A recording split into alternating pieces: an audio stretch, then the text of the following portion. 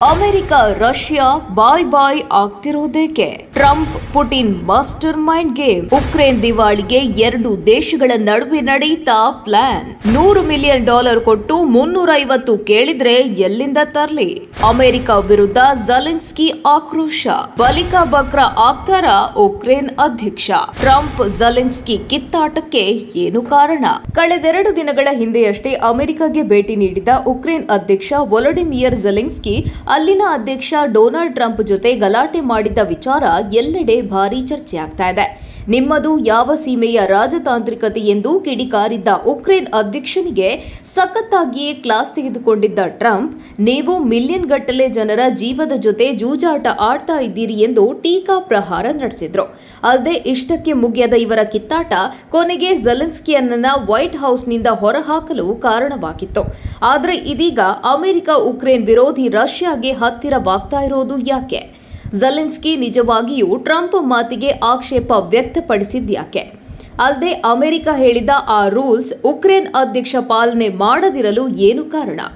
ಅಮೆರಿಕದೊಂದಿಗೆ ಕಿತ್ತಾಡಿಕೊಂಡ Ukraine ಕತೆ ಮುಂದೇನು? ಈ ಎಲ್ಲಾ ಸಂಗತಿಗಳ ಬಗ್ಗೆ ಇನ್ನಷ್ಟು ಹೆಚ್ಚಿನ ಮಾಹಿತಿ ಪಡೆಯಲು ಈ ವಿಡಿಯೋವನ್ನು ಕೊನೆವರೆಗೂ ವೀಕ್ಷಿಸಿ. ಅಮೆರಿಕದೊಂದಿಗೆ ತಮ್ಮ ದೇಶದ ಬಾಂಧವ್ಯದ ಜೊತೆಗೆ ಭದ್ರತಾ ಒಪ್ಪಂದ ಸೇರಿದಂತೆ ಇನ್ನಿತರ ಹಲವು ಪ್ರಮುಖ ವಿಚಾರಗಳನ್ನು ಚರ್ಚಿಸಲು ಉಕ್ರೇನ್ ಅಧ್ಯಕ್ಷ ವೊಲೊಡಿಮಿರ್ ಝೆಲೆನ್ಸ್ಕಿ ವೈಟ್ ಹೌಸ್ಗೆ ಆಗಮಿಸಿದ್ರು. ಅಲ್ಲಿನ ವೈಟ್ ಹೌಸ್ನಲ್ಲಿ ಅಮೆರಿಕದ ಅಧ್ಯಕ್ಷ ಟ್ರಂಪ್ ಜೊತೆ ಮಾತುಕತೆ ನಡೀತಾ ಇದ್ದ ವೇಳೆ ಭಿನ್ನಾಭಿಪ್ರಾಯಗಳು ಎದುರಾಗಿ ಪರಸ್ಪರ ಒಬ್ಬರಿಗೊಬ್ಬರು ಕಿತ್ತಾಡಿಕೊಂಡ ಘಟನೆ ನಡೆದಿತ್ತು. ಅಂತಾರಾಷ್ಟ್ರೀಯ ಮಾಧ್ಯಮಗಳ ಕ್ಯಾಮೆರಾಗಳ ಎದುರು ನಡೆದಿದ್ದ ಈ ವಾಕ್ ಸಮರವು ಜಗತ್ತಿನಾದ್ಯಂತ ಭಾರೀ ಸದ್ದು ಮಾಡಿತ್ತು. ಟ್ರಂಪ್ ಮೇಲೆ ಝೆಲೆನ್ಸ್ಕಿ ಕೋಪಕ್ಕೆ ಏನು ಕಾರಣ? ಇನ್ನು ಮುಖ್ಯವಾಗಿ ನಾವಿಲ್ಲಿ ಗಮನಿಸಬೇಕಾದ ಅಂಶ ಅಂದ್ರೆ, ಯಾವಾಗ ಡೊನಾಲ್ಡ್ ಟ್ರಂಪ್ ಅಮೆರಿಕದಲ್ಲಿ ಎರಡನೇ ಬಾರಿಗೆ ಅಧ್ಯಕ್ಷರಾಗಿ ಆಯ್ಕೆ ಆಗ್ತಾರೋ ಆಗಿನಿಂದಲೇ ಟ್ರಂಪ್ ಅವರನ್ನ ಕಂಡ್ರೆ ಝೆಲೆನ್ಸ್ಕಿಗೆ ಆಗಿ ಬರ್ತಾ ಇರಲಿಲ್ಲ. ಅಲ್ಲದೆ ಅವರಿಬ್ಬರ ನಡುವಿನ ಸಂಬಂಧವೂ ಸಹ ಅಷ್ಟಕ್ಕಷ್ಟೇ ಎನ್ನುವಂತಿತ್ತು. ಅದರ ಮುಂದುವರೆದ ಭಾಗವಾಗಿಯೇ ಇದೀಗ ಈ ವೈಟ್ ಹೌಸ್ ರಂಪಾಟ ನಡೆದಿದೆ. ಅಮೆರಿಕದ ಚುನಾವಣೆಯ ಅಂಶಗಳಲ್ಲಿ ಒಂದಾದ ರಷ್ಯಾ ಉಕ್ರೇನ್ ಯುದ್ಧ ನಿಲ್ಲಿಸುವ ವಿಚಾರದಲ್ಲಿ ಟ್ರಂಪ್ ಮಾನಸಿಕವಾಗಿ ಸಿದ್ಧರಾಗಿದ್ರೂ ಇದಕ್ಕೆ ಝೆಲೆನ್ಸ್ಕಿ ಸಹಕರಿಸುತ್ತಿಲ್ಲ ಅನ್ನೋದು ಅಮೆರಿಕದ ವಾದವಾಗಿದೆ. ಅಲ್ಲದೆ ನಿಮ್ಮ ದೇಶದಲ್ಲಿ ಚುನಾವಣೆಯನ್ನೇ ನಡೆಸದೆ ಝೆಲೆನ್ಸ್ಕಿ ನೀವು ಡಿಕ್ಟೇಟರ್ ರೀತಿ ಅಧಿಕಾರ ನಡೆಸ್ತಾ ಇದ್ದೀರಿ ಅಂತ ಟ್ರಂಪ್ ಆಡಿರುವ ಮಾತು ಝೆಲೆನ್ಸ್ಕಿ ಕೋಪ ನೆತ್ತಿಗೇರುವಂತೆ ಮಾಡಿತ್ತು. ಅಲ್ಲದೆ ಈ ಝೆಲೆನ್ಸ್ಕಿಗೆ ಟ್ರಂಪ್ ತಮ್ಮನ್ನ ಕಡೆಗಣಿಸ್ತಾ ಇದ್ದಾರೆ ಅನ್ನೋ ದೊಡ್ಡ ಆಕ್ರೋಶವೂ ಇದೆ. ಅದಕ್ಕೆ ಕಾರಣವನ್ನ ನೋಡೋದಾದ್ರೆ, ಮುಖ್ಯವಾಗಿ ಯುದ್ಧದ ವಿಚಾರದಲ್ಲಿ ಅಮೆರಿಕ ಹಾಗೂ ರಷ್ಯಾ ದೇಶಗಳ ನಿಯೋಗ ಸೌದಿ ಅರೇಬಿಯಾದಲ್ಲಿ ಭೇಟಿಯಾಗಿ ಮಾತುಕತೆ ನಡೆಸಿದ್ವು. ಆದರೆ ಈ ಮಾತುಕತೆಗೆ ನಮ್ಮನ್ನೂ ಸಹ ಕರೆಯುವಂತೆ ಝೆಲೆನ್ಸ್ಕಿ ವಿನಂತಿಸಿಕೊಂಡಿದ್ರು. ಆದರೂ ಸಹ ಟ್ರಂಪ್ ಈ ಮನವಿಯನ್ನ ಒಪ್ಪಿರಲಿಲ್ಲ. ಅಲ್ಲದೆ ಅಂತಿಮವಾಗಿ ಸಭೆಗೆ ಉಕ್ರೇನ್ ಹಾಗೂ ಯುರೋಪಿಯನ್ ಒಕ್ಕೂಟಕ್ಕೆ ಆಹ್ವಾನವನ್ನ ನೀಡಿರಲಿಲ್ಲ ಅನ್ನೋದು ಝೆಲೆನ್ಸ್ಕಿ ಟ್ರಂಪ್ ಮೇಲೆ ಕೆಂಟಕಾರಲು ಇನ್ನೊಂದು ಕಾರಣವಾಗಿದೆ. ನನಗೆ 100 ಕೊಟ್ಟು 350 ಮಿಲಿಯನ್ ಕೇಳಿದ್ರೆ ಹೇಗೆ ಕೊಡ್ಲೆ? ಎಸ್, ರಷ್ಯಾ ಹಾಗೂ ಉಕ್ರೇನ್ ಯುದ್ಧಕ್ಕಾಗಿ ಅಮೆರಿಕವು ಝೆಲೆನ್ಸ್ಕಿಗೆ $500 ಮಿಲಿಯನ್ ಹಣ ನೀಡಿರುವುದಾಗಿ ಟ್ರಂಪ್ ಹೇಳಿಕೊಂಡಿದ್ರು. ಅಲ್ಲದೆ ಈ ರೀತಿಯಾಗಿ ನೀಡಿರುವ ಹಣವನ್ನ ಖನಿಜ ಸಂಪತ್ತಿನ ರೂಪದಲ್ಲಿ ನೀಡಿ ಮರಳಿಸುವಂತೆ ಟ್ರಂಪ್ ಒತ್ತಡ ಹೇರಿದ್ರು. ಆದರೆ ಈ ವಿಚಾರದಲ್ಲಿ ನಮಗೆ ಕೇವಲ $100 ಮಿಲಿಯನ್ ನಷ್ಟೇ ಹಣ ತಲುಪಿದೆ. ಆದರೆ ಈಗ ಅಮೆರಿಕದವರು $350 ಮಿಲಿಯನ್ ಕೇಳಿದ್ರೆ ನಾನು ಹೇಗೆ ಕೊಡಲಿ ಎಂದು ಝೆಲೆನ್ಸ್ಕಿ ಅಸಮಾಧಾನ ಹೊರಹಾಕಿದ್ದಾರೆ. ಇನ್ನು ಅಮೆರಿಕವು $180 ಮಿಲಿಯನ್ ನೆರವನ್ನ ಉಕ್ರೇನ್ಗೆ ನೀಡಿದೆ ಅಂತ ಅಲ್ಲಿನ ಕಾಂಗ್ರೆಸ್ ಹೇಳಿಕೊಂಡಿದೆ. America Russia Bhai Bhai. ಅಲ್ಲದೆ ಅಮೆರಿಕದಲ್ಲಿ ಟ್ರಂಪ್ ಅಧಿಕಾರಕ್ಕೆ ಬಂದ ಬಳಿಕ ರಷ್ಯಾದೊಂದಿಗಿನ ಬಾಂಧವ್ಯ ಇನ್ನಷ್ಟು ಗಟ್ಟಿಯಾಗ್ತಾ ಇದೆ ಅನ್ನೋದು ಇಂಟ್ರೆಸ್ಟಿಂಗ್ ವಿಚಾರ. ಎಸ್, ಉಕ್ರೇನ್ ಜೊತೆ ಕಿತ್ತಾಡಿಕೊಂಡಿರುವ ಅಮೆರಿಕ ಇದೀಗ ತನ್ನ ದೇಶದಲ್ಲಿನ ರಷ್ಯಾದ ರಾಯಭಾರ ಕಚೇರಿಯಲ್ಲಿ ಕೆಲವು ಬದಲಾವಣೆಗಳನ್ನ ಮಾಡಿದ್ದಲ್ಲದೆ ಹೆಚ್ಚಿನ ಸಿಬ್ಬಂದಿಗಳನ್ನ ನೇಮಕ ಮಾಡ್ತಾ ಇದೆ.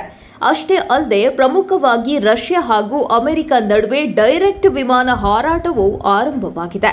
ಅಮೆರಿಕದಲ್ಲಿ ಈ ಹಿಂದೆ ಆಡಳಿತದಲ್ಲಿದ್ದ ಜೋ ಬೈಡೆನ್ ಸರ್ಕಾರ ರಷ್ಯಾದ ಮೇಲೆ ನಿರ್ಬಂಧ ಹೇರುವ ಮೂಲಕ ತಮ್ಮ ಪ್ರಾಬಲ್ಯವನ್ನ ಮೆರೆದಿದ್ರು. ಈ ಮೂಲಕ ರಷ್ಯಾದ ಶಕ್ತಿ ಕುಗ್ಗುವಂತೆ ಮಾಡಲು ಯತ್ನಿಸಿದ್ರು.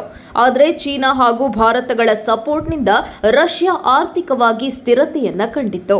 ಝೆಲೆನ್ಸ್ಕಿಗೆ ಅಮೆರಿಕ ನೀಡಿದ ಸೂಚನೆ ಏನು? ಹೌದು, ಅಮೆರಿಕಾಗೆ ಭೇಟಿ ನೀಡುವ ಮುನ್ನ ಉಕ್ರೇನ್ ಅಧ್ಯಕ್ಷ ಝೆಲೆನ್ಸ್ಕಿಗೆ ವೈಟ್ ಹೌಸ್ ಕೆಲವು ಮಹತ್ವದ ಸೂಚನೆಗಳನ್ನು ನೀಡಿತ್ತು. ಅವುಗಳಲ್ಲಿ ಮುಖ್ಯವಾಗಿ ಝೆಲೆನ್ಸ್ಕಿ ಅಮೆರಿಕಾಗೆ ಬರುವಾಗ ಕಡ್ಡಾಯವಾಗಿ ಸೂಟು ಧರಿಸಿ ಬರಲು ತಿಳಿಸಿತ್ತು.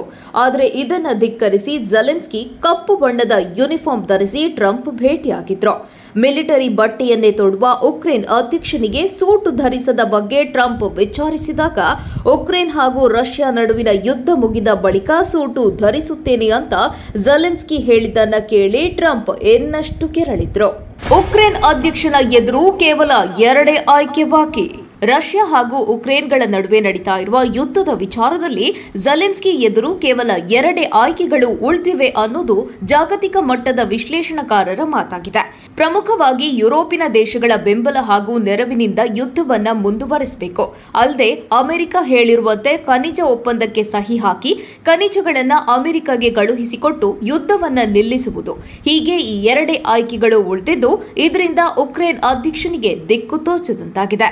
ಉಕ್ರೇನ್ ಮುಂದಿನ ಹಾದಿ ಏನು? ನಮ್ಮ ದೇಶಕ್ಕೆ ಸಂಬಂಧಿಸಿದ ಪ್ರದೇಶಗಳನ್ನು ರಷ್ಯಾ ಆಕ್ರಮಣ ಮಾಡಿಕೊಂಡಿದ್ದು ಆ ಎಲ್ಲಾ ಸ್ಥಳಗಳನ್ನು ವಾಪಸ್ ನೀಡಬೇಕು. ಅಲ್ಲದೆ ರಷ್ಯಾ ಮಾಡಿರುವ ದಾಳಿಯಿಂದ ಹಾನಿಗೆ ಒಳಗಾಗಿರುವ ಉಕ್ರೇನ್ನ ಪ್ರದೇಶಗಳ ಪುನರ್ ನಿರ್ಮಾಣಕ್ಕಾಗಿ ರಷ್ಯಾ ಹಣವನ್ನು ಕೊಡಬೇಕು ಅನ್ನೋದು ಝೆಲೆನ್ಸ್ಕಿಯ ಆಗ್ರಹವಾಗಿದೆ. ಆದರೆ ವಾಸ್ತವದಲ್ಲಿ ಈ ಬೇಡಿಕೆಗೆ ರಷ್ಯಾ ಅಧ್ಯಕ್ಷ ವ್ಲಾಡಿಮಿರ್ ಪುಟಿನ್ ಹಾಗೂ ಟ್ರಂಪ್ ಇಬ್ಬರೂ ಕೂಡ ಮನ್ನಣೆ ನೀಡುತ್ತಿಲ್ಲ. ಅಲ್ಲದೆ ಒಂದು ವೇಳೆ ಹೀಗೆ ಮಾಡಿದ್ರೆ ಉಭಯ ನಾಯಕರ ಮಾತುಕತೆ ವೇಳೆ ಪ್ರಸ್ತಾಪಿಸಿದ್ದ ಪೀಸ್ ಅಗ್ರಿಮೆಂಟ್ನಿಂದ ಉಕ್ರೇನ್ಗೆ ತೀವ್ರ ಹಾನಿಯಾಗಲಿದೆ. ಮುಖ್ಯವಾಗಿ ಇದರಿಂದ ರಷ್ಯಾ ವಶಪಡಿಸಿಕೊಂಡ ಪ್ರದೇಶಗಳು ಉಕ್ರೇನ್ಗೆ ಮರಳುವುದಿಲ್ಲ. ಇನ್ನು ಭದ್ರತೆಯ ಖಾತರಿಯೂ ಸಾಧ್ಯವಾಗುವುದಿಲ್ಲ. ಇಷ್ಟೇ ಅಲ್ಲದೆ ನಾವು ಹೇಳಿದಂತೆ ನೀವು ಕೇಳಬೇಕು ಅನ್ನೋ ಸರ್ವಾಧಿಕಾರಿ ಮನಸ್ಥಿತಿಯ ಈ ಟ್ರಂಪ್ ಖನಿಜ ಸಂಪತ್ತುಗಳನ್ನು ಪಡೆದು ಕೊನೆಗೆ ಉಕ್ರೇನ್ಗೆ ನಾಮ ಹಾಕಿಬಿಟ್ರೆ ಅನ್ನೋದು ಸದ್ಯಕ್ಕೆ ಝೆಲೆನ್ಸ್ಕಿಗೆ ಇರುವ ಭಯವಾಗಿದೆ. ಇನ್ನು ಈ ಎಲ್ಲಾ ಕಂಡೀಷನ್ಗಳಿಗೆ ಝೆಲೆನ್ಸ್ಕಿ ಜೈ ಅಂದ್ರೆ ಉಕ್ರೇನ್ ದಿವಾಳಿ ಆಗಬೇಕಾಗತ್ತೆ. ಈ ಇಬ್ಬರೂ ಸೇರಿ ಝೆಲೆನ್ಸ್ಕಿಯನ್ನ ಸರಿಯಾಗಿಯೇ ಲಾಕ್ ಮಾಡಿ ತಮ್ಮ ಆಟಗಳನ್ನ ಮುಂದುವರೆಸಿದ್ದಾರೆ.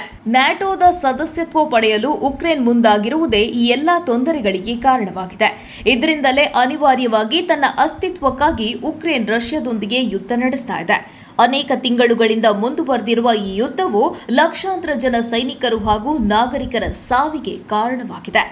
ಒಟ್ನಲ್ಲಿ ಜಾಗತಿಕ ಮಟ್ಟದಲ್ಲಿ ತಮಗಿರುವ ಪ್ರಭಾವವನ್ನ ಬಳಸಿ ಉಕ್ರೇನ್ ಅಧ್ಯಕ್ಷನನ್ನ ಅಡ್ಡ ಕತ್ತರಿಯಲ್ಲಿ ನಿಲ್ಲಿಸಿ ತಮಗೆ ಬೇಕಾದಂತೆ ಲಾಭವನ್ನ ಪಡೆಯಲು ಮುಂದಾಗಿರುವ ಟ್ರಂಪ್ ಹಾಗೂ ಪುಟಿನ್ ನಡೆಯು ಉಕ್ರೇನ್ ದೇಶದ ಭವಿಷ್ಯದ ಪಾಲಿಗೆ ಮಾರಕವಾಗುವುದು ಸುಳ್ಳಲ್ಲ. ಅದೇನೇ ಇರಲಿ, ತನ್ನ ದೇಶಕ್ಕೆ ನಷ್ಟವಾಗುವಂತಹ ನಿರ್ಧಾರಗಳನ್ನು ಕೈಗೊಳ್ಳುವ ಹಾಗೆ ಉಕ್ರೇನ್ಗೆ ಅನಿವಾರ್ಯತೆ ಸೃಷ್ಟಿಸಿರುವ ಅಮೆರಿಕ ಹಾಗೂ ರಷ್ಯಾ 2 ರಾಷ್ಟ್ರಗಳು ಝೆಲೆನ್ಸ್ಕಿಯನ್ನ ಬಲಿಕ ಬಕ್ರ ಮಾಡುವುದರಲ್ಲಿ ಆಸಕ್ತಿ ತೋರಿದ್ದನ್ನ ಅಲ್ಲಗಳೆಯುವಂತಿಲ್ಲ.